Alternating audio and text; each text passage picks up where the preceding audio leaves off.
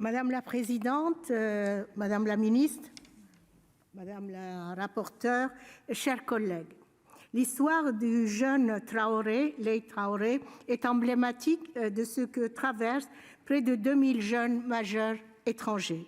Ce nombre important s'explique en partie par le fait que ceux-ci arrivent à un âge de plus en plus tardif, plutôt vers 16 ans. L'affaire du boulanger Stéphane Raverclé et de son apprenti, Laye Traoré, met la lumière sur le destin incertain, tortueux et parfois tragique des jeunes majeurs étrangers qui se voient remettre une obligation de quitter le territoire français.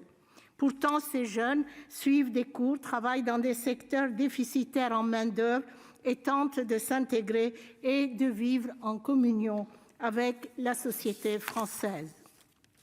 Il est inconcevable de former des talents pour ensuite les renvoyer d'où ils viennent à leur majorité.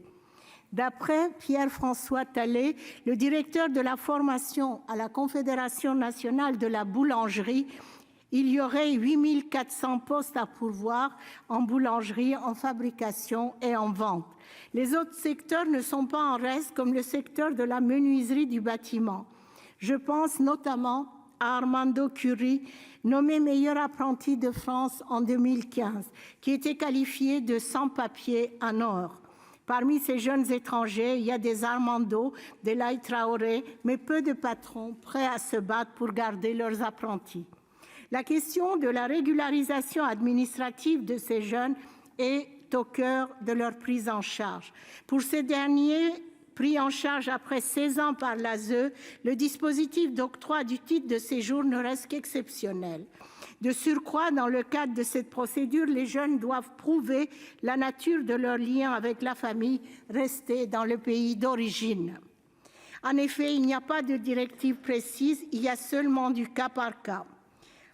La présente proposition prévoit l'octroi de plein droit d'un droit de séjour au MNA pris en charge entre 16 et 18 ans, suivant une formation professionnelle qualifiante, un enseignement ou des études en France.